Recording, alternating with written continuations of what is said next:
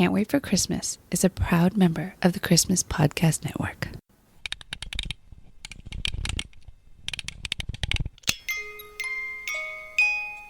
Hey, buddy, what you doing? Is it Christmas yet? No, sorry, not yet. I can't wait for Christmas. Yeah, I can't wait for Christmas either. In fact, let's celebrate now.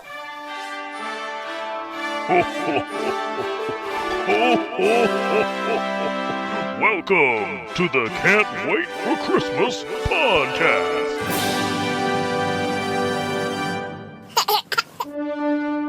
It's October 25th, 2025, and that means there's only 2 months left until Christmas. Today on the show, we'll have film critic, podcaster, and author Alonso Duralde joining us for the entire show.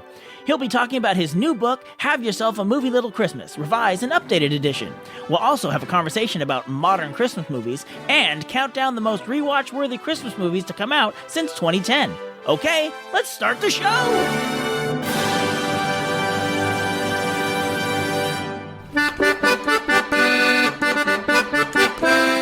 Greetings, Yule believers, and welcome to the Can't Wait for Christmas podcast, the podcast all about Christmas history, Christmas traditions, Christmas media, and everything else Christmas. I'm your host, stand-up comic, and president of the Can't Wait for Christmas book club, Tim Babb.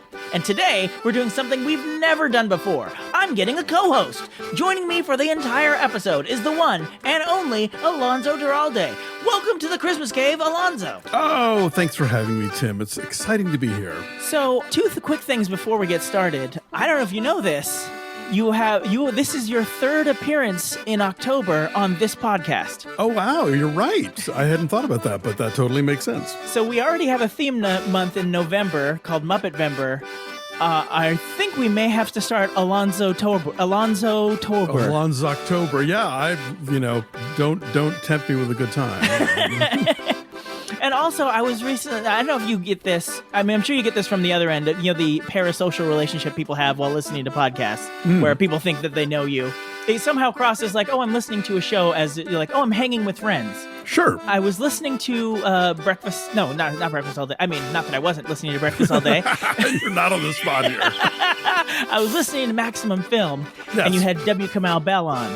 Yes. And also Kevin Avery is on that show with you. Mm-hmm. And Kevin and Kamau, we used to do comedy together in the Bay Area. Like I would hang out. So it was like listening to the three of you talk. I feel like I was like, I want to jump in. Like this is some of the best times in comedy, just hanging out with other comics talking. And it just felt like I'm like, oh, double dutch, let me in. I'm like, oh wait, no, I'm just listening to a show, dude. You're just getting entertainment. The parasocial relationship gets even odder when it's people you actually know. Yes. And you're somehow not part of that conversation. Like, hey, why are you doing this without me? With that said, as we do around here, our first segment is We Need a Little Christmas Now. We need a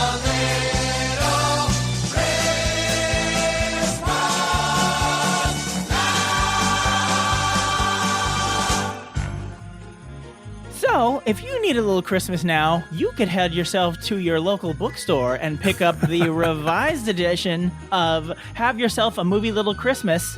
Now, of course, all year we are celebrating anniversaries, and the original book came out 15 years ago. 15 years ago, yeah. So I have to ask, what was the decision to make a new version now? Well, two things happened. First of all, the original book came out in 2010, and I realized very quickly that you really only get to promote a Christmas book between Thanksgiving and Christmas. I mean, as the years proceeded and shows like this started emerging on the podcast landscape, that gave me other places to go. Obviously, this was my October haunt. But it became sort of an annual thing where it's like, I think a lot of times, I guess traditionally, this has never been my experience, but you write a book, you really push it hard for like 6 to 9 months, and then it's over. A Christmas book, however, comes out of the attic with your lights and with the plastic wreath, and so it was just every year I would do the rounds again and host screenings and go on podcasts and do whatever I could to kind of promote it. And slowly but surely, pushed over the top with the publication of the Hallmark book I did with the Hallmark guys, I'll Be Home for Christmas Movies. the original edition of Have Yourself a Movie Little Christmas miraculously crossed over into that magical world known as royalties, where you know the publisher actually made their money back on their original investment. So that made it easier to sort of pitch the idea of a sequel. And then the other thing was that TCM did a Christmas book a couple years after mine came out, and then they did a second edition of theirs. I was like, hey, wait, I could do that. And so I did. Nice. So it wasn't any particular movie you're like, you know what, this never got in the book, and I want to do another version with it in there. Oh, from the second the book came out, that was on my mind. Believe me, like that, the Christmas of 2010 was like rare exports, and I want to say Arthur Christmas, and if not, there was 2011. It was like right up there. Yeah, I and think so you're right.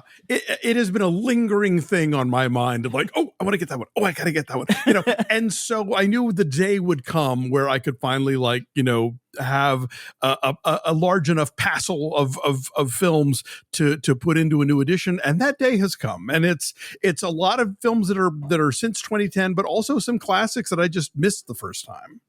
Bonus points for using the word passel in a sentence. Oh, and raising all of our lexicon by one. I do want to ask, though, what the process, because I feel like this might even be harder than writing a new book from scratch, because it's not like you just went to, you know, the end of, you know, the first version and just like started at the end of one chapter and started and kept writing. You had to go back and feel like and fit in the books into the various categories that are in the various chapters. And also, I assume, well, I don't assume because I've actually listened to you on other podcasts, pull out. Yeah. The publisher was like, well, we can't do a sequel because you can't do a Christmas book and not include like all of the established classics. And so they said, so this is going to be a new edition where you'll be adding new films. Oh, but also it has to be about the same size as the old one. And so, yeah, so that meant having to kind of go through and make the decision of like, well, sorry, I love this movie, but it's, you know, not in circulation or still hasn't been released on home video or streaming. So I'm going to, you're now 2 sentences in the see also at the end of the chapter, because I need room for all of these other things. So that was tricky. And it's, I don't know that it was harder than writing a book from scratch, but it definitely required a different set of criteria. Now, was there any like, oh man, I hate to see this one go, but there's just no room for it? Like, were you getting down to like, okay, well, these ones are fine. Like, if you really want to read them, you can go buy the first book, which is still available. You can buy both books. Absolutely. Just have them sit handsomely next to each other on your shelf. They're red and green, just perfect for Christmas. Like they pair well. But most of them were hard on me. Really? So Okay. Like, you know, because like, for example, I love Danny Boyle's Millions, you know, and that's a film that is very unlike the rest of his filmography. It's not Trainspotting. It's not 28 years later. It's about, you know, two kids finding a bag of money at Christmas time. And they're still dealing with the recent death of their mother. And it's a lovely, charming, bittersweet, you know, movie. And I, you know, certainly gave it the full treatment in 2010 and wrote it up and, you know, really try to pitch it like, here's one you've never heard of, but I think you'll really enjoy it. Watch it with your family. And I have to say, like, it is still kind of obscure 15 years later. And so I was like, all right, well, I gave it my best shot, but you're still in there, Millions. You're just now truncated. So yeah, a lot of the ones I had to shrink down. I was like, you know, but you know, you just have to make these decisions. I will say one notable difference between the two editions, the author photo on the back. So this was the original back in 2010. Mm-hmm. I like to see you're in a better mood now in the new one. Like you're happy. You got a Christmas sweater. I was going for serious author the first time around. And yeah, this latest batch of author photos that my dear friend Lisa Jane Persky took, I was like, okay, well, one of them has to be in a Christmas sweater. Who are we kidding here? You know, so. I just realized I did a visual gag on a podcast. Well, we could put that one up online. I wasn't going to say anything, but it's your show, man. Hey, look at this. All the tap dancing I'm doing. He did a flip. It's amazing. On your head? Oh my God. So I know, like you mentioned, the book you wrote, I'll Be Home for Christmas Movies with the Deck the Hallmark guys. Yes. And that is essentially about Hallmark movies. Right. Now, this book, your Have Yourself a Movie Little Christmas, available now. Run Don't Walk. It largely ignores the Hallmark phenomenon. Yeah, I kind of church and state the two. I think that they operate in different ways. I mean, I enjoy them both, and I think a lot of people are fans of both, but I kind of feel like Hallmark Christmas movies are this entity unto themselves. They operate in a specific way. My running joke is always, this is a TV network run by a greeting card company, and the idea is that in the same way that you get that greeting card that has the beautiful, sort of snowy, village on the front of it, and you prop it up on the mantelpiece, and every time you look up at it, you think, it's Christmas time, Right. And I think the movies kind of operate the same way. Whenever you look at the screen, somebody is baking cookies or, having the town tree lighting or, having a snowball fight or whatever. And you think, Christmas. And then you go back to folding the laundry or whatever it is you're doing while that movie is on in the background. Not that you can't actively watch a Hallmark Christmas movie, but I don't know. I sort of put them in their own category. Not better, not worse, just different. Right. So, but I was wondering, because the success of Hallmark means other companies are like, well, wait, we can do that. And so like you got Lifetime, but then like Netflix and Hulu and other, like they've been making similar style movies. So then outside of the Hallmark specific, like how did you decide what movie, and I'm sure we'll talk about this more when we get to the main feature, but like a lot of the movies in here were direct to streaming. Yeah. So like, how do you make that like, okay, well, this is a direct to streaming movie, but it's clearly aping Hallmark, whereas this actually had Eddie Murphy in it, and so it should be in the movie, in the book. Yeah, again, like pretty much everything in this book, if it's included, if it's excluded, it's because I decided. That's just how this works. It's a super subjective. I'm not in any way pretending this is encyclopedic. This is just like me saying, I like these movies. You should watch them. And so, yeah, I think, there are Hallmark movies that you watch. You think, okay, there are Netflix movies you watch. Think, well, this is a Hallmark movie that happens to have Lindsay Lohan in it. Yes. Right. But then there are also Netflix movies you look at and you go, okay, well, this is actually maybe a degree of difficulty, in a different direction. It's a little saucier, or it's a little more complex, a little more sort of emotionally rich, or it has a larger ensemble or whatever. And so, the ones that I thought were something extra, those were the ones that I felt like merited inclusion, So, I wasn't going to count off for, where people could see this movie necessarily, because, for example, Happiest Season was supposed to be a Sony release that was going to open in theaters, and then 2020 happened. And so there was like, you know what, let's put it on Hulu. And so now it is technically a Hulu movie, but it would have been a theatrical release had, COVID not happened. So I think a lot of the Netflix stuff, whether it generated within Netflix or it's just something they acquired, you look at something like Holiday or certainly Klaus, and you're like, well, this would not have been a Hallmark movie. This is doing something else, So I was okay with lumping those in with the theatrical features. Okay, cool. I was like, that had to be like you have to, there's a line you have to draw somewhere. Yes. I wondered if that was a difficult thing, or if you're just like, no, she's going to a small town. She's wearing a business suit. They're having a lot. I know what this is. It's not entirely arbitrary, but I'll say it's not arbitrary, perhaps. Fair enough. All right. Well, go run again. As I said, Run Don't Walk. Have yourself a movie Little Christmas. Revised and updated edition is in your favorite bookstore now. And with that, we'll move on to our next segment, Santa Babb's Mailbag. Santa Babb, he is gonna read some emails from you, or comments on Facebook messages too. Santa Babb, he is opening up his mailbag tonight. Now, normally I wouldn't make the guests sit through the mailbag section. But we have two pieces of mail that are directly relevant to Alonso. Oh, am I in trouble? You are not. I don't think so. You can't be. The first one is from Dale, who apparently just recently started listening and then went back through the entire back catalog. And he said, I wanted to wait till I finished all the episodes before I wrote in. He said a couple things about how I mispronounced Gene Autry's name multiple times. So my bad. I called him Gene Audrey, and I have no excuse for it. So you're in trouble. Okay. Yeah. Oh, yeah. I usually am. Gotcha. And also wanted to know how to pronounce our band leader's name, because he thought we were saying Chris Chen Nowicki, and it's Kristen. So, Kristen Nowicki, find her over on Boardteak. She sells unique Disney vintage items that she creates herself, which sounds contradictory, but she repurposes vintage Disney stuff into jewelry and other things, and you can find her at Boardteak. All this and can play the heck out of the accordion. Yes, she can. Now, to the heat of the meat. He says, neither you nor Alonso mentioned my favorite odd thing about White Christmas. So, backtracking, last October, you were on to talk about White Christmas because it was the 70th anniversary, and I knew it happened to be one of your favorite movies. And he says, I'm not talking about the weird double take when they change camera angles, when the general first enters the restaurant and you see housekeeper Emma and granddaughter Susan step back in both clips.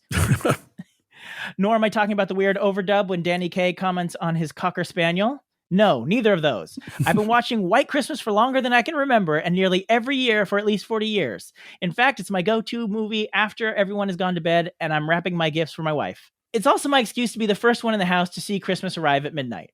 It was just a couple years ago that I suddenly realized that the very fast tempo rehearsal of the Abraham number is the same melody from the unfortunately blackface Abraham song in Holiday Inn.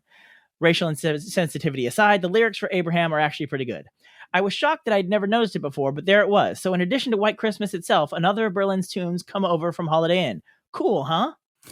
Yeah, this movie is wall-to-wall Irving Berlin, whether it's new or old. I think we talked about that montage at the beginning where they're doing like blue skies and having a heat wave and whatever. There is actually, next time you watch this movie, sir, keep an eye out because there's actually a blackboard for the rehearsal schedule, and it says like, this afternoon, Abraham, like it's written out that they're telling you that that's what they're doing. But yeah, it is so sped up that you wouldn't necessarily recognize it as the tune that they sing in blackface in Holiday Inn. But it is another moment for, Vera Ellen, and I forget the man she's dancing with, but he is the choreographer of White Christmas to just tear up the floor. So there you go. Another factoid for all you Berlin heads out there. Berliners. Yeah. I'm like, Ich bin ein Berliner. And the next piece of email feedback we have is from a Facebook comment by a Alonso Duralde. Pretty sure that's French. This was from our last episode about the Jim Carrey Grinch movie. And he said, this is not an adaptation, but this is a trippy live action movie with a script by Dr. Seuss. And it was the 5,000 Fingers of Dr. T. Yes. It came to mind when you were talking about like the history of Seuss on the big screen. And yes, this is the one sort of script I think that's credited to him. And I meant to get to it. So that's why I was glad you mentioned that so we could talk about it today. That was one of the reasons I said in that episode about how Dr. Seuss did not want to do an adaptation of any of his work. He apparently had a miserable time making that movie. Okay. And apparently it was because the producer and the head of Columbia Pictures at the time were in a feud. And I don't have their names. Oh, wait, maybe I do have their names written down. Yes. Stanley Kramer, who wanted to direct it, but Harry Cohn, the head of Columbia Pictures, said he couldn't direct it. And then the two were at odds, so he produced it and hired somebody else to direct it. But Cohn would just come down constantly with notes and like fixing this and change that, like constantly during the production of the movie. And then apparently there are a bunch of musical numbers that they just yanked out at the last minute because they decided they didn't like it. Okay. So that was part of the reason it took so long to get The Grinch or Cat in the Hat to the big screen. Well, even with the backstage drama, 5,000 Fingers of Dr. T is a singularly weird movie, especially for the 1950s. So if you've never seen it, I can recommend. I only saw one still frame. Like I didn't watch the whole thing, but I didn't watch it. But I saw the still frame with the people, and they have like hands coming, like yellow hands coming out of the top of their heads. Like I assume it's a helmet or a hat or something. Yeah, or it's a maybe beanie. Oh, okay. But I was like, oh, yep. There's a whole like Hans Conried who plays the bad guy, and he's a voice that you'll know from animation and stuff. He is Dr. Terwilliger, Dr. T, and he has this whole musical number where he is getting dressed up, and all of the things that he's putting on like sound completely absurd in that Dr. Seussian sort of way. It's a treat. Yeah, just from that one image, I felt like even Tim Burton would be like, weird. It's too weird. I gotta go. Nope, I'm out. All right, now we're just going to take a quick break to talk about a major event coming up in the Christmas Podcast Network. After Halloween is done, it's time to start the Christmas fun. Yes, my friends, it's Christmas Podcast Day. November 1st is the day you need to check your favorite podcast feed and join in the fun on Christmas Podcast Day. All your favorite Christmas shows are releasing brand new episodes. Some may say that it's too soon, but they're lucky we don't do it in June. So come along and have a laugh as we talk carols, films, and crafts, and all other things from the merriest holiday.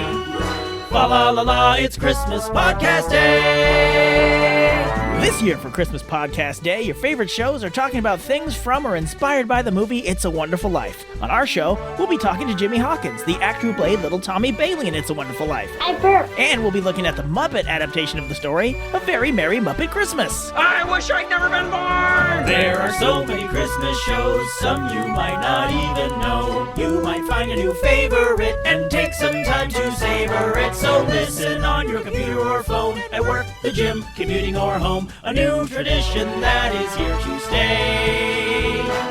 Tell everyone it's Christmas Podcast. Join in the fun on Christmas Podcast. Download everyone on Christmas Podcast Day. Get in the sleigh, it's Christmas Podcast Day. Christmas Podcast Day. Hey! All right, so now let's get into our main feature for today, because since we have the guy who literally wrote the book on Christmas movies, and rewrote it, in fact. Yes, more than once. I had come across a Reddit post last year that was saying that there aren't any more classic Christmas movies that have been made after 2010 or so, and because there just aren't movies that they were saying that there just aren't movies that people watch again and again anymore. Like, yeah, there was the anniversaries of both Elf and Love Actually. I guess in 2023 they both turned 20, and there was a lot of sort of lamenting about we haven't had a film since then that really has captured the zeitgeist in the same way, and maybe we never will. And that's like saying that because nothing has quite come along to the scope and scale of Mariah Carey there will never be another Christmas hit single. It's like, everybody calm down. That's funny. I was going to make that exact comparison. Because it's hard for like a new Christmas movie or a new Christmas song to really hit the zeitgeist is a more grandiose term than I want to say, but like the Christmas canon, if you will. Sure. Because, look, we live in an era where the notion of broadcasting is all but over. Now it is all about narrowcasting. Now you have people who hear all of their new music on TikTok or YouTube. You have movies that get launched on Netflix with no fanfare and sync without a trace. You have books that are being read by no one. So it's hard to compare things to a moment where like there were 3 TV networks and that was all we had. There were like when movie attendance was larger than it was, when there was this notion of this is a thing that everyone is looking at or listening to or eating or whatever. Now I think things have really kind of shattered, and so it's harder to find one thing that is going to unite people behind it in the way that the culture used to be able to do on the regular. Right. And I think part of it, like you mentioned, streaming, Hollywood is much less willing to take risks in the theater. Of course. Or not even risk, but like it's either like the biggest budget, like, if there's not an Avenger in it, don't bother talking to us, or like the most independent, like we made this for $1.50. Yeah, the mid-range adult drama has really disappeared over the last few decades, right? Or even comedy, like there's not a lot of or which like, a lot of Christmas movies tend to be like the sort of family comedy, which you would think would be safe. Like, oh, it's the holidays, people want to get their kids out of the house for an hour and a half and just go watch a comedy, but instead it seems they've dumped them all on their exclusive streaming services. So I feel like there've been a lot of really good Christmas movies that have come out. Absolutely. But if you don't have Apple TV Plus, you're not going to see it. Yeah, that is definitely a big part of it. And I think that the success of Hallmark has sort of, you can see the reverberations in terms of, there was a moment there where when people were making Christmas movies, it was like, okay, what can't people see on their couch? And so that's when you started seeing like more kind of R-rated comedies or more all black cast Christmas movies because, Hallmark films were not really diverse in that way. And I think since 2020, Hallmark's been trying to mix it up some more. But there is this weird thing about like, okay, nowadays, I think if a Christmas movie is going to open in theaters, it's likely going to open in September or October, maybe early November, because what the real goal here is it needs to be streaming by December. Mm-hmm. People need to be able to watch it at home on Christmas or Christmas week or whatever, whether they're renting it or they're, it's available on whatever service that they subscribe to, which is different than putting something like, the Santa Claus in theaters at, circa Thanksgiving and hanging on to it for the rest of the year. I think now it's at best considered to be kind of like a bit of a, here's how we'll get some press out of it and some publicity and some notice of something like Red One. But really the goal here is it's got to go to Amazon because that's who made it, Right. I thought originally Red One was just supposed to go to streaming. I thought like they had to fight to get it in theaters. It was Amazon was bankrolling it the whole time. And legend has it that Dwayne Johnson saw Oppenheimer in IMAX and thought, hey, our movie needs to get that kind of treatment. And say what you will, but he got it in the theater. Oh my gosh. Oppenheimer, Red One, just about the same experience. I'm always pairing those two in my head. And look, if Eddie Murphy had thought the same about Candy Cane Lane, maybe that would have opened in theaters, but he was like, yeah, no, streaming's good. We're good. It's fine.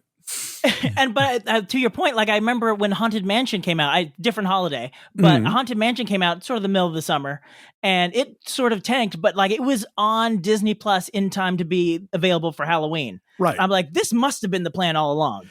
I think ultimately we're seeing with studios that have their own streamers like Disney, like Universal with Peacock, that is the strategy is like, well, yeah, box office is nice and we'd like to get people, into theaters, but ultimately the real goal is we got subscriptions to sell, and which is why like Netflix barely cares about theatrical, even when they threw the second Knives Out movie into theaters for a week and it did really well and they could have kept it there, but they're like, nah, we want people to watch it at home. That's what we do here.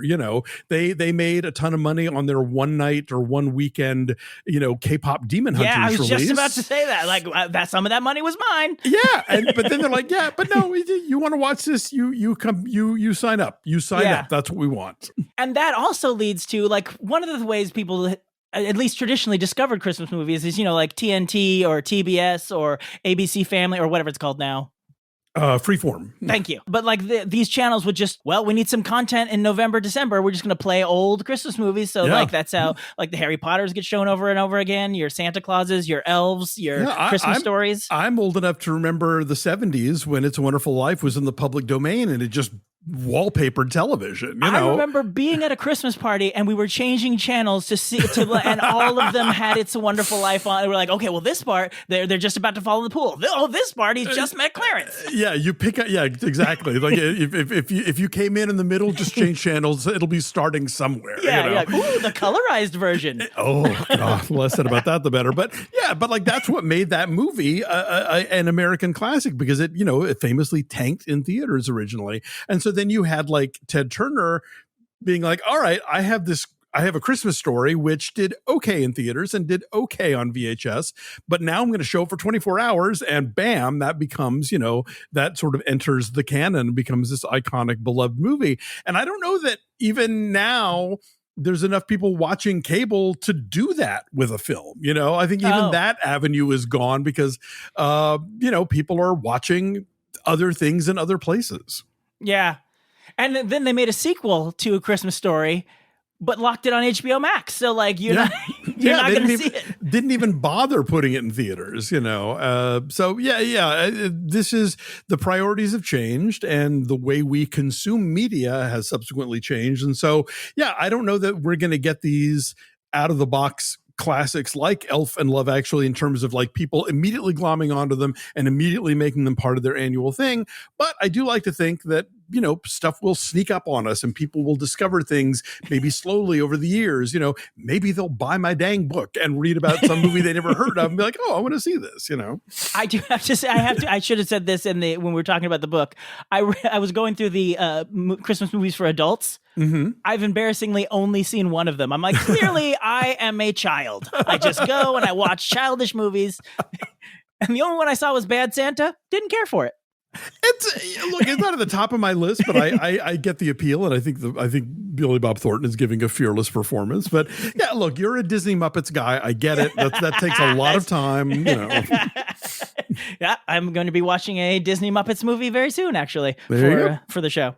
But like we were saying, because they're trapped on, like, you don't even, like, you can't accidentally stumble across a Christmas movie. Like, you have to, like, go to Netflix, punch up Claus, and watch it. Like, there's no like, you're flipping through the channel. Oh, Claus! Sorry, you can't stumble upon a new Christmas movie in that way. Yeah. That somebody was lamenting that recently, that, like, it used to be that you could be changing channels late at night, come into the middle of some movie, and spend the rest of your life wondering if you dreamt it or if it was really a thing. Now it's like, everything is so regimented. The closest we have to sort of that kind of old school thing is a lot of streamers now will have these nonstop, basically they create their own cable channel for people who are indecisive. So like if you go on the Criterion channel, like, oh, so many choices, I don't know what to do. You go to Criterion 24/7 and something's just on. And now Hallmark Plus has started doing that with Christmas movies. You just pop in and they're showing whatever they want, whenever they want, and you just hop into it. That's as close as we have now to sort of stumbling upon anything, because you're right. You're now sort of required to make that decision in advance and follow through with it. Yeah, I was going to say Hallmark is the closest thing we have to still stumbling through, because you'll just be flipping through the channels and get to Hallmark and be like, well, I know this isn't going to offend me, and it's going to be about Christmas. And within 30 seconds, I'm going to know exactly where we are in the plot. Exactly. Except for The 9 Lives of Christmas. I love that movie. It is unique, and I will die on that hill. Fair enough. Okay, before we wrap up, there are probably a few astute listeners who've noticed we didn't do our 5 golden things segment. Well, we're going to do it right now. 5 golden things.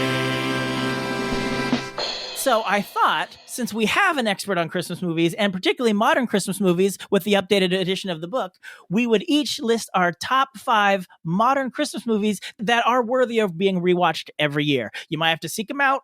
You might have to subscribe to a cable service, but a life hack, you can just unsubscribe in January.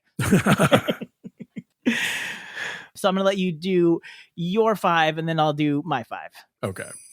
Number 5. So yeah, hard for me to pick just 5, but I wanted to sort of provide a variety of genres and, who are you watching this with and that kind of thing. So I hope I've covered my bases here. But my number 5 is a rom-com called See You Next Christmas.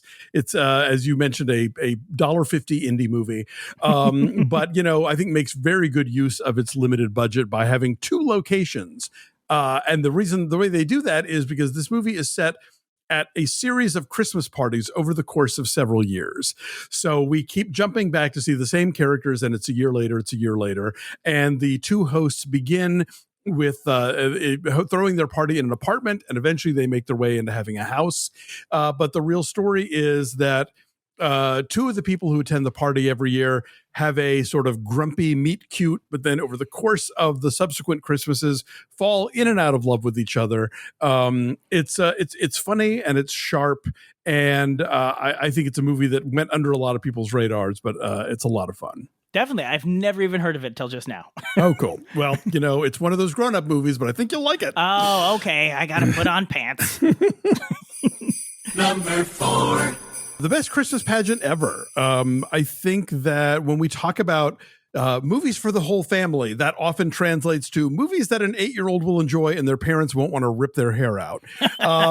This movie, I think, is genuinely funny and charming and is suitable for all ages. I think kids will get a kick out of it because it's about kids, but I think that parents will also find it really funny and charming and sweet. It is based on the classic novel that's been turned into a TV movie and countless, elementary school stage productions.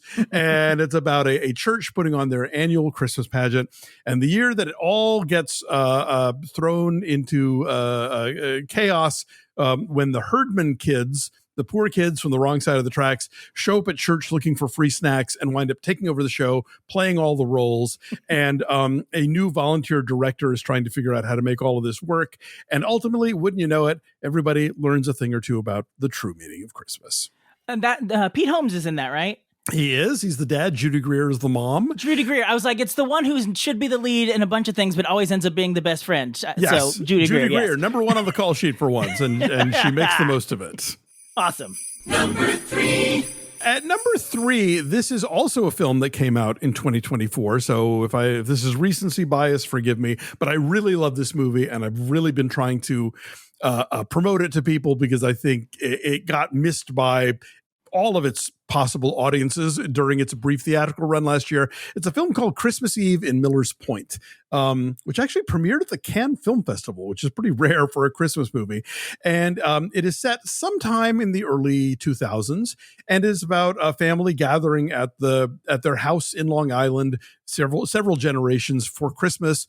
Over the course of the movie, we come to realize this is probably the last time they're going to do this. The matriarch is ailing. She's probably going to be, sent to, assisted living somewhere. And so it's this thing of this family kind of reconnecting and engaging in the traditions that they do every year, but also sort of having that ineffable sense of creating memories because they understand that they're never going to do this again. It's one of those movies that I think it's easy to look at and go, well, nothing happens. But I think if you're paying attention, everything happens. And as somebody who grew up spending Christmas in a house jammed with people, there were a lot of moments I recognized. And I think there's a really sort of beautiful, I hate to use the word vibe, but that's what we're dealing with here, to the story and the storytelling. It's a really great movie. I think that when it was released last year, the art house audience rejected it because the title makes it sound like a Hallmark movie. And I think Hallmark people who saw it thought nothing happens in this movie. So, I hope that eventually it finds that sweet spot in the middle, because I think this is a movie that people will really respond to. I know that I did. Number 2. Number 2 is Krampus. I wanted to have a horror movie on here. We've had some good ones over the last decade and a half. Better Watch Out is really terrific. But this one, I think, and mind you, I'm talking about the Michael Dougherty directed one that has Toni Collette and Adam Scott in the cast. Krampus is a public domain character. So there's a lot of movies called Krampus, but, except no substitutes. This is about a family that is, dealing with the annoying in-laws, and the youngest kid is still very into Santa and Christmas, but he gets picked on and teased about Santa. So he rips his letter up. And that was a mistake, because that brings out the Krampus, and his German grandmother knows all about it and explains to them why suddenly they are blanketed in snow and demonic toys are in the attic and people in the family start disappearing one by one. Oh my. It is both creepy and funny and very, very Christmassy because, Krampus is part of the Christmas lore after all. True. So yeah, it's one, if you're somebody who thinks, Christmas horror, don't want to. Believe me, I get it. I'm not a horror person. I had to sort of really, put on my big boy pants to write a horror chapter for this book. But Krampus is a ton of fun. I think you'll really enjoy it. Nice. Number 1.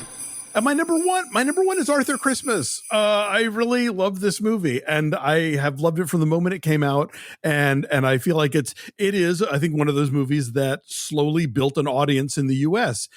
Because when it came out, it opened in theaters in like the same week as The Muppets, the first of the new movies, and Hugo and Tintin. Oh man. It was just like, it was way too much out there in the market for younger audiences.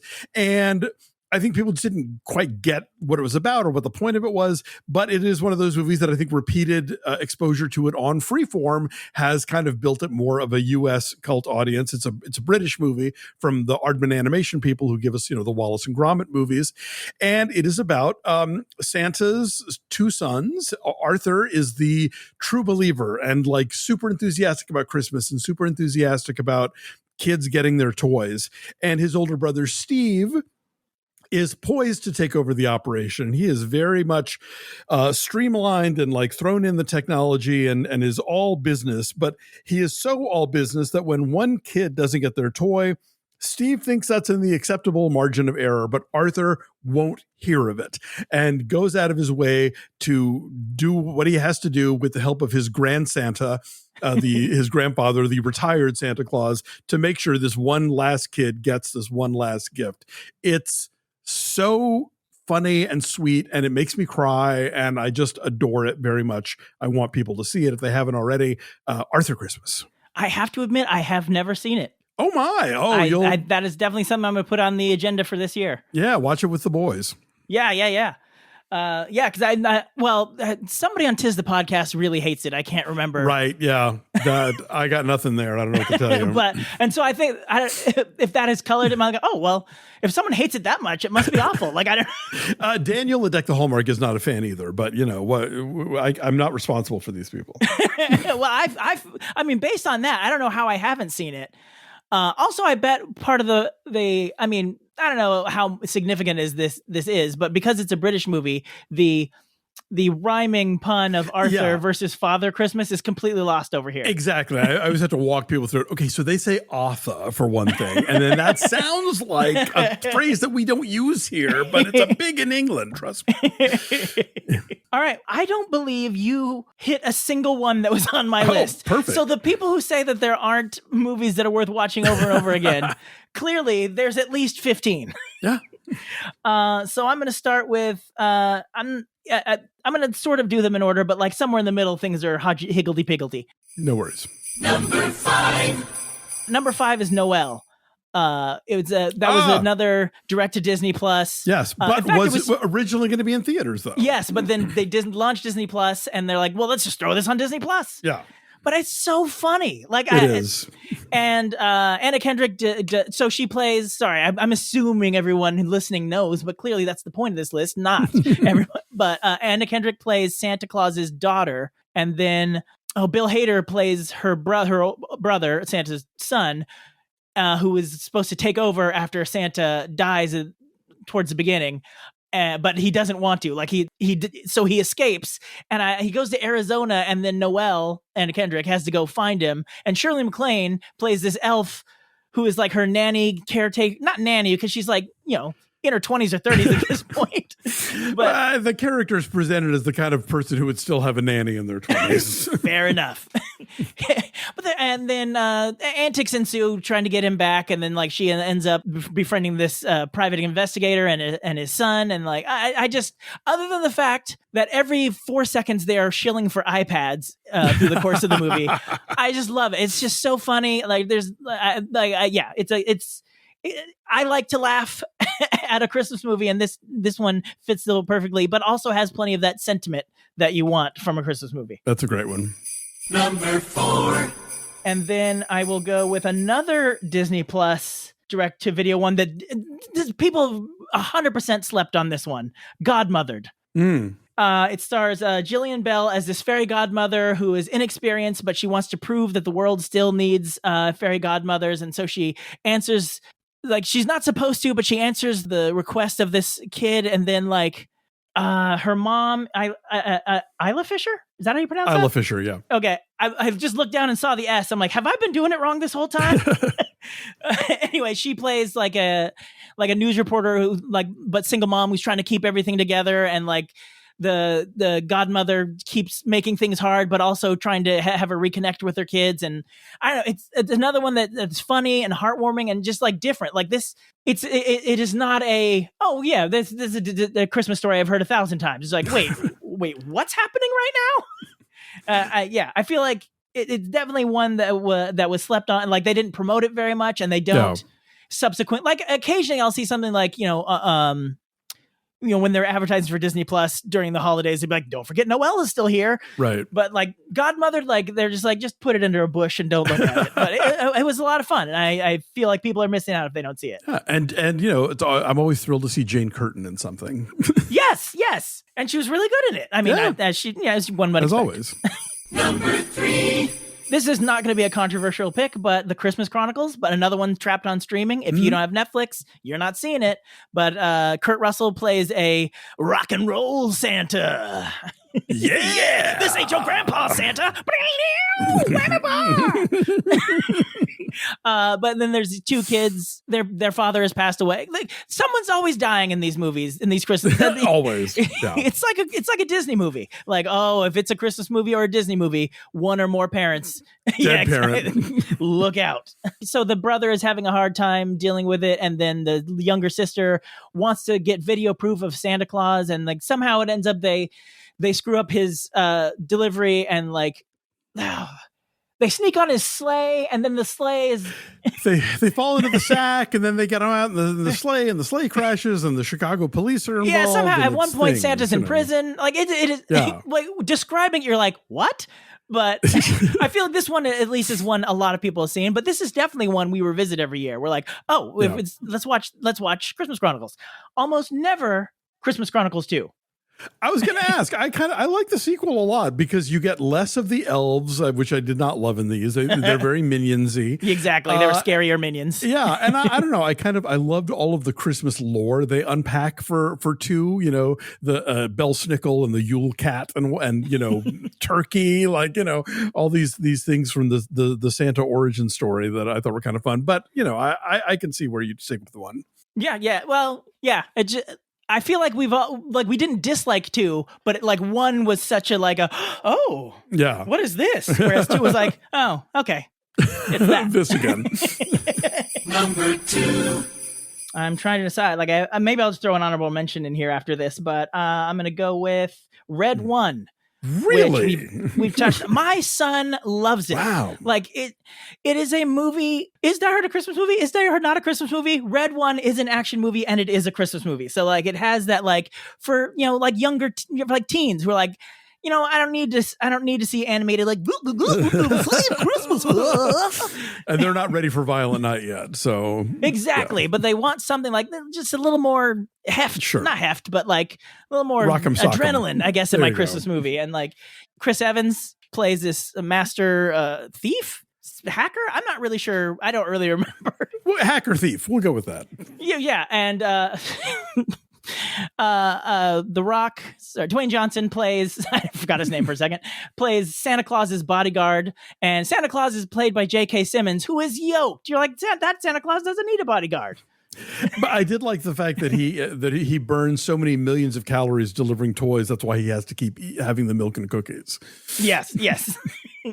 That's another one that explains a lot of lore. Yes. The Christmas witch and Krampus has worked in there as well. Oh yeah, La Befana is in there. Yeah, I liked Red One more than many because a lot of people really hated it. I was like, it's not worth getting this mad about. It might not. It's not maybe not great, but it's not terrible. Yeah, but and it is what it is on the tin. Sure. There was a scene where The Rock has some ability to make toy. He shoots him with his little arm ray, and it makes the toy. Yeah, and shoots it like a Matchbox car, and it becomes a real life car. And then as Chris Evans runs back in the toy store, do you have a Wonder Woman action figure? It doesn't work like that. I'm like, if that part was in the trailer, I was like, I'm in. You got me. You sold a ticket and or subscription. Yeah, it's another one trapped on Amazon Prime, like we said. Number 1.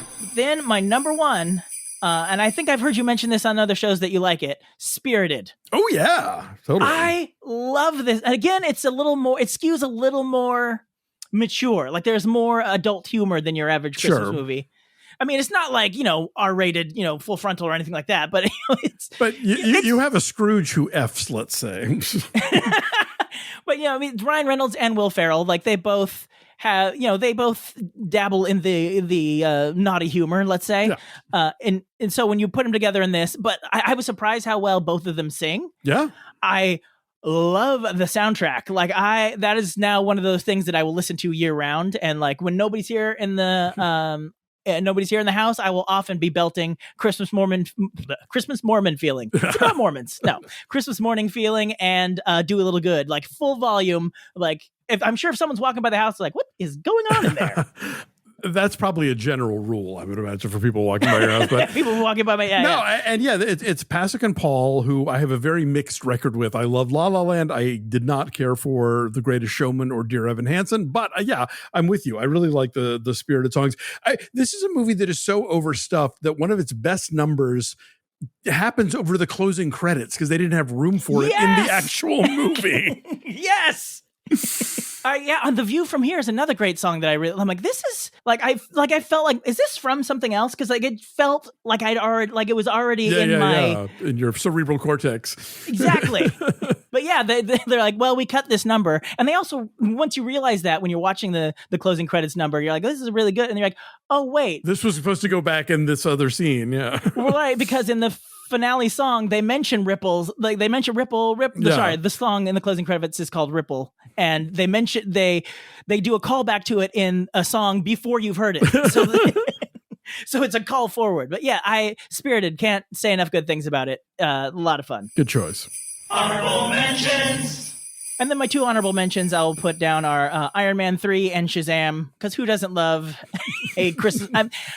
Like the Shazam franchise fell off a cliff with the second movie, alas, and I will not miss it, to be fair. But that first, that first Shazam movie, not only does the main action take place in Christmas, there are 2 or 3 flashback scenes in the movie. All of them take place at Christmas. So like at no point is it not Christmas. Yeah, it is bookended by a Christmas carnival where originally Billy Batson is like separated from his mother, and then at the end of the movie is where like the big sort of climactic battle takes place. Yeah, no, that I agree with you. I'll let that franchise go, but I do appreciate the fact that we got a very Christmassy superhero movie out of it. Yes, and then Iron Man 3. A lot of people hate that movie too, like especially Marvel fans are like, that's not what the Mandarin was supposed to be. Oh, well, I read different comics, so I didn't care. I love the rug pull. I love the twist. And, it's not like Christmas, but it has some Christmas sprinkled in here and there. It's that Shane Black thing. Yeah. Yes, for sure. By the way, another wonderful Christmas movie of recent vintage that's new to the book that is also based on a comic book is Feast of the Seven Fishes. I don't know what this is. It's a comedy about a guy. It's set in the 80s, and it's this guy who runs his family market but wants to go to art school and winds up meeting this girl who grew up in town but always went to a different school and they'd never met before. And they hit it off, and his family is Italian, so they're doing the whole Feast of the Seven Fishes thing. It's really charming kind of coming of age movie. And yeah, it started life as a comic book, weirdly enough. I think it was nominated for an Eisner and everything. All right, so comic book, 80s, Christmas, comedy, you got me. Boom. I'm definitely checking that one out. Well, Alonso, thank you so much for taking some time to talk with us, being on the whole show. We hijacked you for the whole show. Thank you for letting me run roughshod on your entire program. I appreciate it. I mean, I know you are busy, so I do appreciate you taking the time. Why don't you tell people, like, because you have 3 podcasts that you're host, one that you're on regularly, plus you're a film critic. Like you have to work in your day job somewhere in the periphery of all this, and you're out there promoting this book. So tell people where they can find more Alonso. Sure. So yeah, for the very last time, the book is called Have Yourself a Movie Little Christmas. The revised and updated edition is available now wherever you buy books. It's also an ebook if that's your jam. You can read my reviews regularly at The Film Verdict. And podcast wise, yes, I co-host Linoleum Knife with my husband Dave White. We've been doing that show for 15 years now. I do Breakfast All Day with Christy Lemire over at YouTube, but it's also a podcast if you want to hear it that way. I'm on Maximum Film on the Maximum Fun Network, as Tim pointed out earlier. And I'm a regular contributor to Deck the Hallmark, usually talking about non-Hallmark, non-Lifetime Christmas movies. So please check those out. And if you still haven't gotten enough Alonso, and how can you? We've mentioned that coming up later this year, the sequel The highly anticipated sequel to A Bomb for Christmas will be coming to this very podcast. Alonso has agreed to do a voice for us. He is joining the cast as the ghost of Christmas Present. I'm currently picking out my velvet green robe and head wreath as we speak for the die-harder of Christmas podcast action adventure rom-coms. I do I do appreciate you being a part of it, because that just like as soon as you said yes, I'm like, this is legit now. I actually have to write it. So again, Alonso, thank you so much. One last time. You thought it was the last time before, but now is the last time. Have yourself a movie Little Christmas, revised and updated edition. Alonso Duralde, and thank you to everybody who's been listening. And until next time, you believers, keep laughing all the way. And that was Christmas 1983. Actually, Dad, it's 2025. Oh. Thank you for listening to another episode of the Can't Wait for Christmas podcast. If you like what you hear, please subscribe to us at Apple Podcasts, YouTube, Spotify, or wherever you get your podcasts. Remember, if you leave us a review on Apple Podcasts, aka iTunes, and email us about it at christmas@10cast.com, we'll send you a free Can't Wait for Christmas sticker. If you'd like to see the show notes or leave a comment on this or any other episodes, you can go to our official website, can'twaitforchristmaspod.com. While you're there, you'll find a link to our official Zazzle store, where you can grab customizable t-shirts, ornaments, stickers, and all sorts of other Christmas-themed items all year long. We'd love to connect with you on social media. On Blue Sky, we are at Christmas Pod, and on TikTok, Facebook, Instagram, and Threads, we are at Can't Wait for Christmas Pod. We Wish You a Merry Christmas was performed by the United States Marine Corps Band, and this amazing version of Jingle Bells on the accordion was performed by the wonderful and talented Christian Nowicki. All other music and sounds used in this episode are the properties of their individual copyright holders, and they are used for purposes of commentary and review. No infringement is intended. Okay, boys, did I forget anything? God bless us, everyone. Merry Christmas!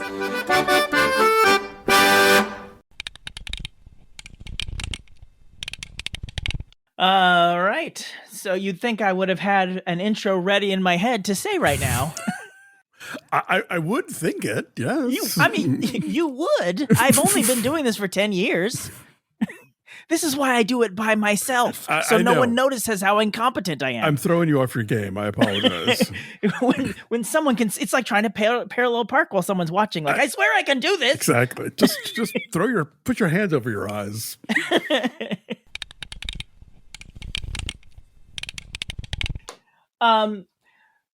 So, why have I just stalled out? Oh, because I weirded myself out with the visual thing.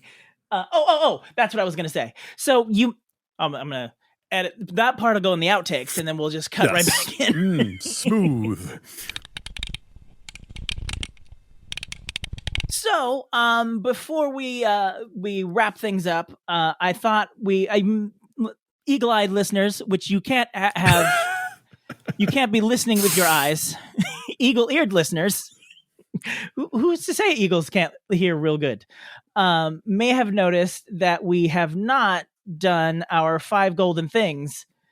So I was saving it for the end of the. Oh, right, forget it. Sorry, I just realized I didn't have the jingle loaded up, and I was trying to.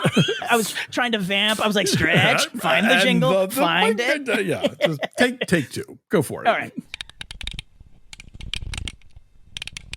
Alonso and I are going to count down our top 5 Christmas movies that have come out since Alonso and I are going to count down our top 5. Alonso and I are going to count down our top 5 Christmas movies that have come out since the first edition of the book. Alonso and I are going to count down our top. Alonso and I are going to count down. Also weird that Billy Batson seems more mature than Shazam. Almost as though the actor playing Shazam made some questionable choices. But what are you going to do? That's neither here nor there. Right. podcast-wise, yes, I co-host Linoleum Knife with my husband, Dave White. We've been doing that show for 15 years now. Same. You? Oh, no same way. length. Oh, wow. Crazy. We hit. Is our? No, wait. No, sorry. It's our 10th You're anniversary. 10, yeah. Maths is hard. Slow down, Sonny Jim. You'll always be 5 years behind me.